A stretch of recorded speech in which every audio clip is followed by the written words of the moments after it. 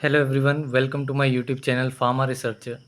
तो ये वीडियो है part number 7 UPSC drug inspector exam की आंसर की का। तो ये फाइनल पार्ट है।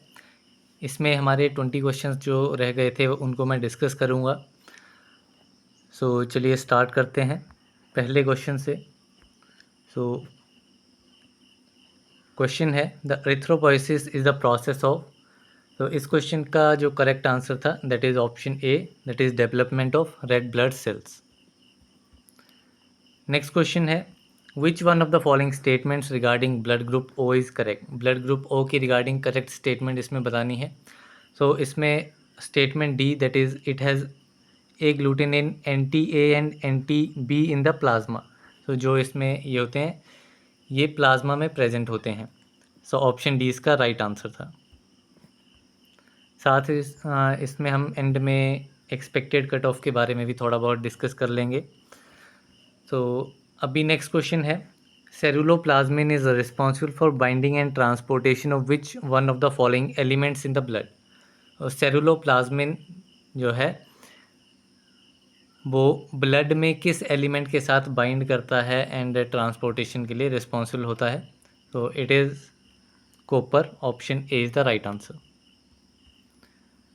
नेक्स्ट क्वेश्चन था, WHO guidelines on stability testing के बारे में हमें बताना था कि जोन 4B में जो टेम्परेचर एंड ह्यूमिडिटी रिकमेंडेड रहती है वो कितनी रहती है।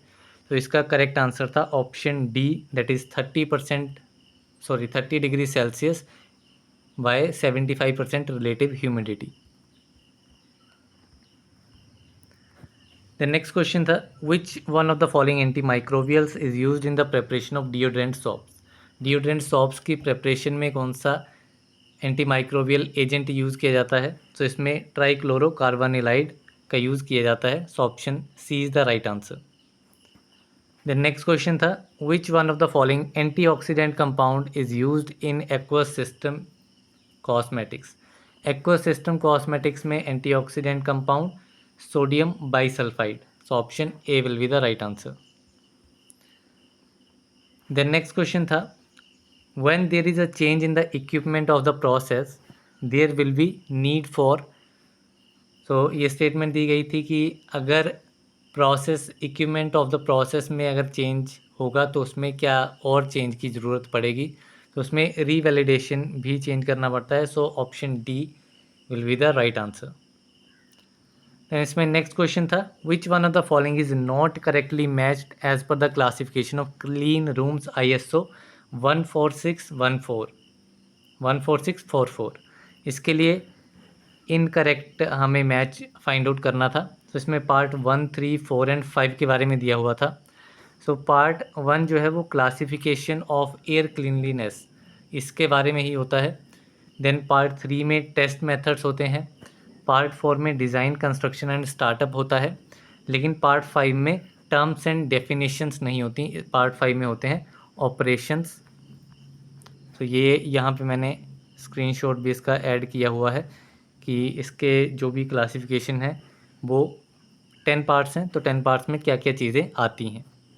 दैन इसी में ही attention is also drawn to ISO 14698 के बारे में भी यहाँ पे दो पार्ट हैं जिसमें general principle and methods and part 2 में इवैल्यूएशन एंड इंटरप्रिटेशन आता है। देन नेक्स्ट क्वेश्चन था, the document retention period as required by FDA following the date of marketing application approval or alter the investigation is discontinued and the FDA notified is. तो document retention period कितना चाहिए होता है ये simple पूछा गया था FDA के लिए। सो इसमें 2 ईयर्स का डॉक्यूमेंट रिटेंशन पीरियड जो है वो रिक्वायर्ड रहता है। So option B is the right answer. Then next question था, according to new drugs and clinical trial rules 2019 the sponsor is required to forward his report on serious adverse event of death after due analysis to the licensing authority and the head of the institution where the trial has been conducted within how many days of the occurrence of this event।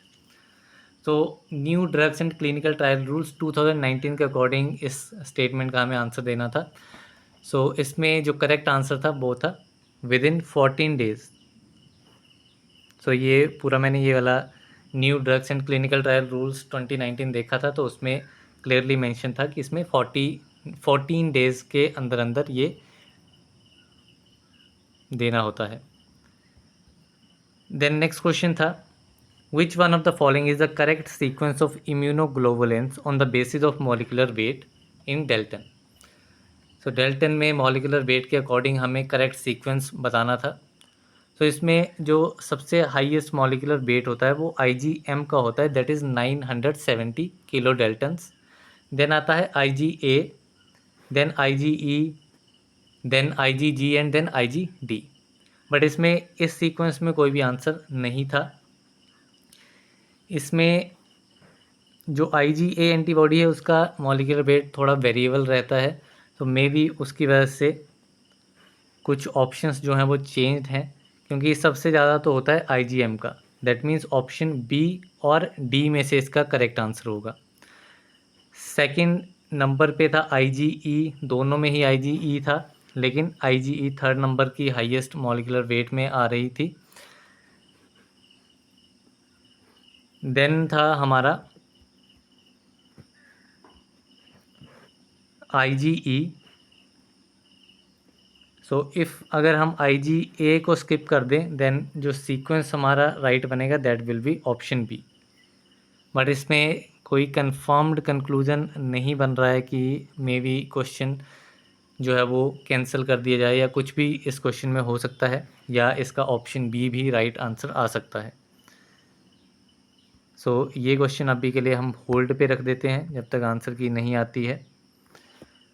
Then next question पे चलते हैं। So which one of the following is not considered as a essential element in the study subjects informed consent documents according to GCP guidelines. तो GCP guidelines के accordingly इसमें हमें कौन सी statement एक असेंशियल एलिमेंट नहीं है ये आइडेंटिफाई करना था। तो इसमें डिफरेंट स्टेटमेंट्स दी गई थी, जो भी इसमें इन्फॉर्म्ड कंसेंट डॉक्यूमेंट्स थे वो मैंने उसमें पूरी डिटेलिंग उसकी पढ़ी। देन उसके बाद एट द कंक्लूज़न इसमें ऑप्शन ए जो था वो उसमें क्लियरली मेंशन था, ऑप्शन बी भी क्लियरली मेंशन था, सी भी क्लियरली मेंशन था, लेकिन ऑप्शन डी स्टेटमेंट इसमें मेंशन नहीं थी, और उसमें फोर्सिनेबल इवेंट्स के बारे में बोला गया था, ना कि अनफोर्सिनेबल। सो दैट्स वाई इसका आंसर जो है वो ऑप्शन डी होगा। देन नेक्स्ट क्वेश्चन था, the expert committee shall examine the report of serious events of death and give its recommendation to the licensing authority for the purpose of arriving at the cause of the adverse event within how many days of the occurrence of the adverse event. So ये reporting के बारे में पूछा गया था कि कितने time तक वो रिपोर्ट हम सबमिट कर सकते हैं, जो भी कमेटी है, एक्सपर्ट कमेटी है। सो इसमें ऑप्शन बी जो था वो मोस्ट प्रोमिनेंटली मुझे ऑप्शन जो है वो करेक्ट लग रहा था, जितना भी मैंने उसमें पढ़ा। तो उसमें मोस्टली 30 डेज़ जो है वो आ रहा था इस सिमिलर स्टेटमेंट के लिए, लेकिन सिमिलर स्टेटमेंट्स जो थी वो इसमें काफ़ी थी, जिसमें एक में 90 डेज़ भी आंसर जो है वो लिखा गया था। बट ओवरऑल जो है वो कंक्लूजन में यही था कि ऑप्शन बी इसका जो है वो आंसर होना चाहिए। बट इसमें भी 100% श्योरिटी तो मैं नहीं बोल सकता, लेकिन 90% तो आई एम श्योर कि इसका आंसर 30 डेज़ होना चाहिए। देन नेक्स्ट क्वेश्चन था, with regard to compensation in case of injury or death during clinical trial all of the following statements are true except. So compensation के बारे में यहाँ पे डिफरेंट स्टेटमेंट दी गई थी अगर डेथ या इंजरी हो जाती है क्लिनिकल ट्रायल के दौरान। सो उसमें इसमें इनकरेक्ट स्टेटमेंट हमें आइडेंटिफाई करनी थी। तो इसमें कंपनसेशन में मल्टीपल पॉइंट्स दिए गए थे, उसमें स्टेटमेंट 1 जो थी वो क्लियरली मेंशन थी, स्टेटमेंट सी क्लियरली मेंशन थी, एंड डी जो है वो क्लियरली मेंशन थी। बी में इन्होंने ऐसे लिखा था कि जो फाइनेंशियल कंपनसेशन है वो प्रोवाइड की जाती है चाइल्ड इंजर्ड इन यूट्रो, ठीक है, लेकिन यहाँ पे इन्होंने मेंशन किया है कि कंपनसेशन जो है वो प्रोवाइड नहीं की जाती है, जबकि कंपनसेशन जो है वो चाइल्ड इंजर्ड इन यूट्रो में प्रोवाइड की जाती है। सो इसमें ऑप्शन बी जो है वो राइट आंसर है। देन नेक्स्ट क्वेश्चन था, according to GCP guidelines the minimum number of members required in quorum of ethics committee to review the protocol is, so GCP guidelines के according जो minimum number है members का required in quorum of ethics committee to review the protocol को review करने के लिए। वैसे ethics committee में 7 मेंबर्स होते हैं, लेकिन यहाँ पे क्लियरली मेंशन था कि प्रोटोकॉल को रिव्यू करने के लिए कितने मेंबर्स चाहिए, तो that will be at least 5 members. यहाँ पे आप क्लियरली देखेंगे। सो इसका आंसर जो है वो ऑप्शन ए रहेगा। तो यहाँ पे ये पूरे इसमें बताया गया है क्या क्या होगा इसमें। देन इसके बाद जो नेक्स्ट क्वेश्चन था, that is according to GCP guidelines which one of the following statements does not hold true for ethics committee. तो ये वाला क्वेश्चन एंड पिछला क्वेश्चन जो था वो इंटर रिलेटेड था, क्योंकि इसमें स्टेटमेंट डी जो थी वो सेम दी गई थी कि for review of each protocol of quorum each protocol the quorum ethics committee shall be at least 5 members, which is totally correct. जो हमने पिछले क्वेश्चन में देखा कि इसमें 5 मेंबर ही होने चाहिए प्रोटोकॉल को रिव्यू करने के लिए। दैन उसी में एक स्टेटमेंट थी, ethics committee should include at least 1 member whose primary area of interest is non scientific, जिसका प्राइमरी एरिया ऑफ इंटरेस्ट जो है वो नॉन साइंटिफिक होगा। सो ये वाली स्टेटमेंट भी इसमें करेक्ट थी। देन इसमें जो ऑप्शन ए था, that is all member serving in ethics committee that oversees human research at an institution must be employed by that institution. So इसमें सारे जो मेंबर्स हैं वो इंस्टीट्यूशन के ही एम्प्लॉय नहीं होते हैं, एक आउटसाइड द इंस्टीट्यूशन एम्प्लॉय होता है जो कि हमारा होता है आपका जो कि इसमें होता है चेयरमैन जो है वो आउटसाइड द इंस्टीट्यूशन रहता है। सो इसमें ऑप्शन ए जो था वो राइट आंसर था। देन नेक्स्ट क्वेश्चन था, as per ICH GCP guidelines whose responsibility is to ensure that investigators are qualified by education and experience and are trained on the conduct of the protocol. तो ICH GCP guidelines के according किसकी responsibility है investigator की qualification को ensure करना। तो इसमें FDA जो है वो फॉर श्योर इसका आंसर नहीं है।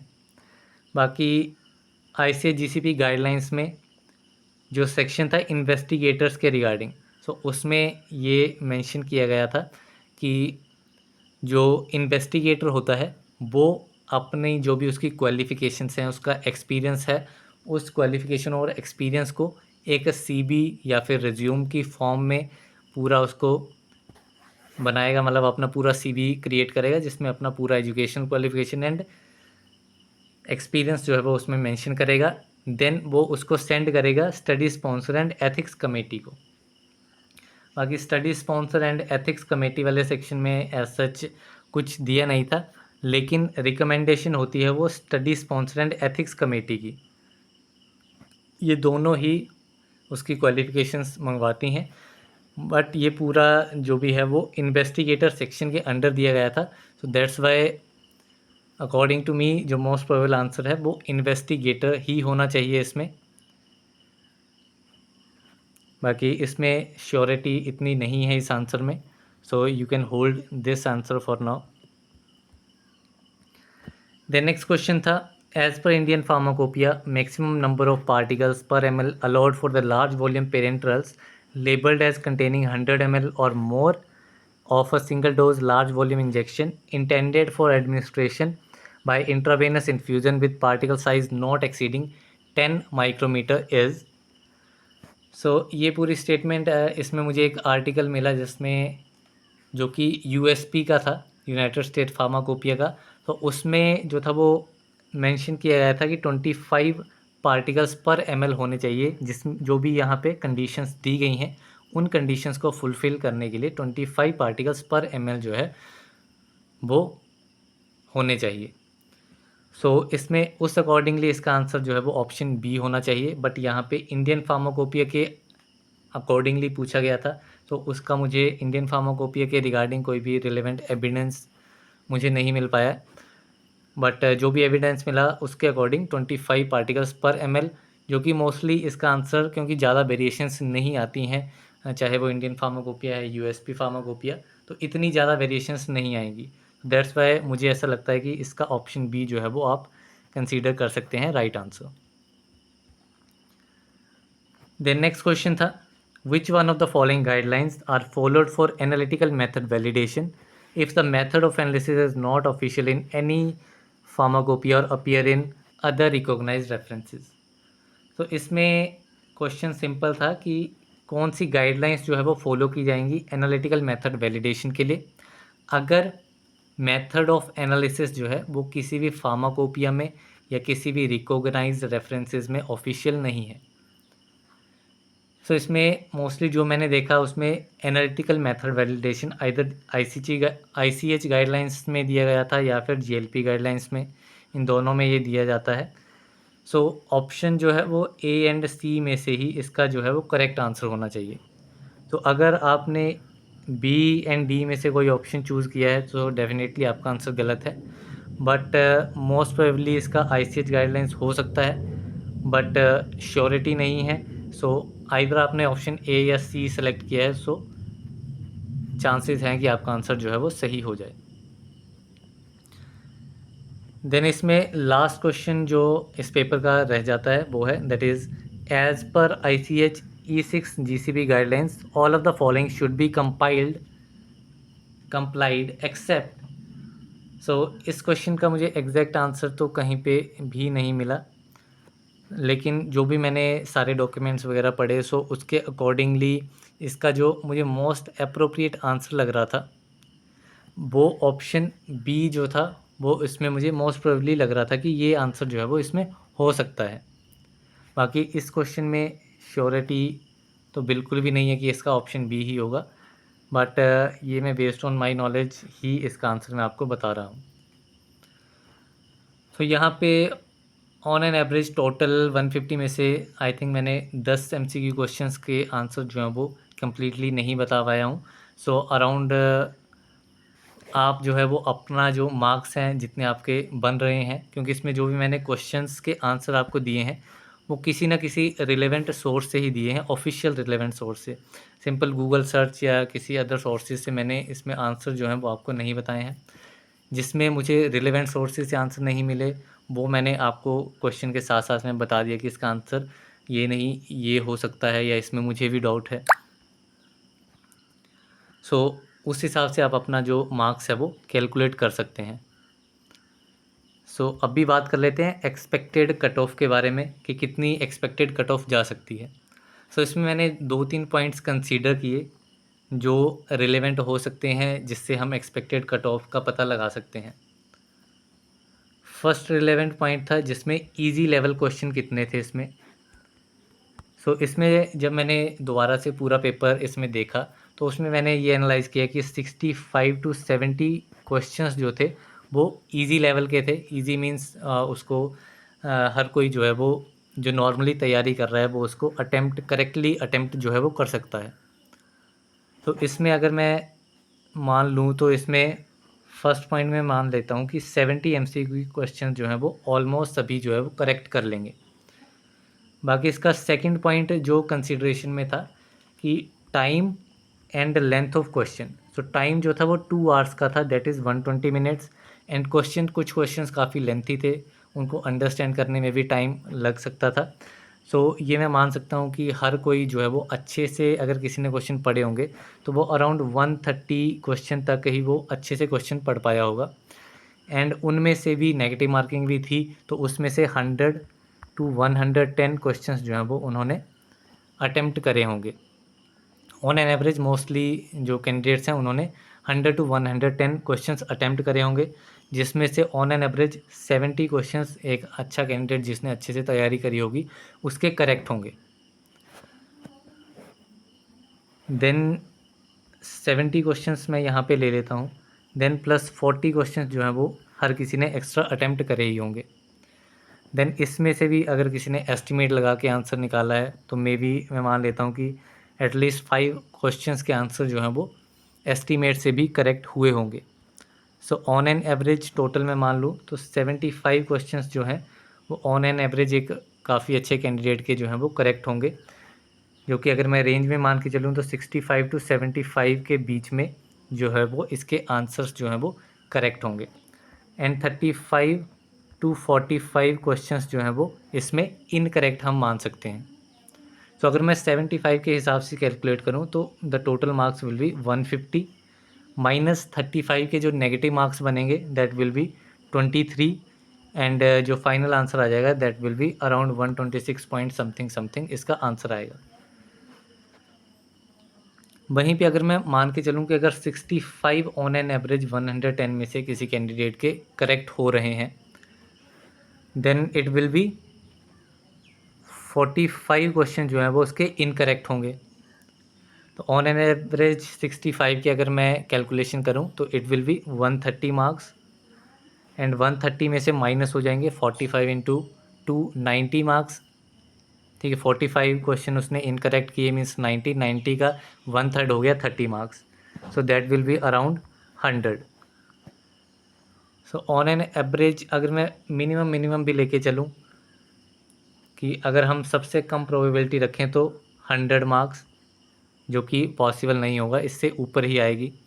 सो ऑन एन एवरेज मैं इतना एक्सपेक्ट कर रहा हूँ कि 120 से लेकर के 130 तक जो है वो एक्सपेक्टेड कट ऑफ जो है वो हो सकती है।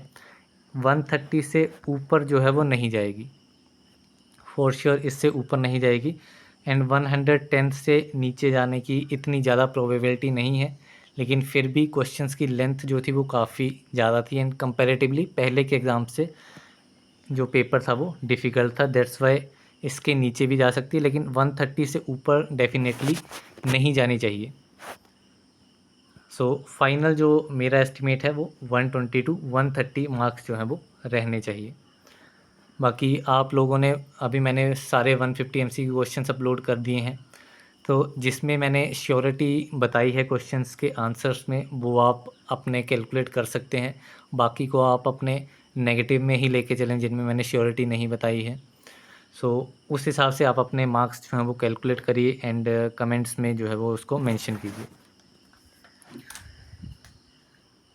सो दैट्स ऑल देन इस वीडियो में बस इतना ही। मिलते हैं अगली वीडियो में जिसमें मैं और किसी एग्ज़ाम की प्रिपरेशन जो है वो स्टार्ट करूँगा, जिसमें मुझे रिकमेंडेशन आई है रेलवे एग्ज़ाम के लिए। सो उसमें मैं जो प्रॉपर प्रिपरेशन से सिलेबस वाइज जो है वो उसकी प्रिपरेशन स्टार्ट करेंगे। सो इस वीडियो में बस इतना ही। मिलते हैं अगली वीडियो में, तब तक के लिए थैंक यू वेरी मच।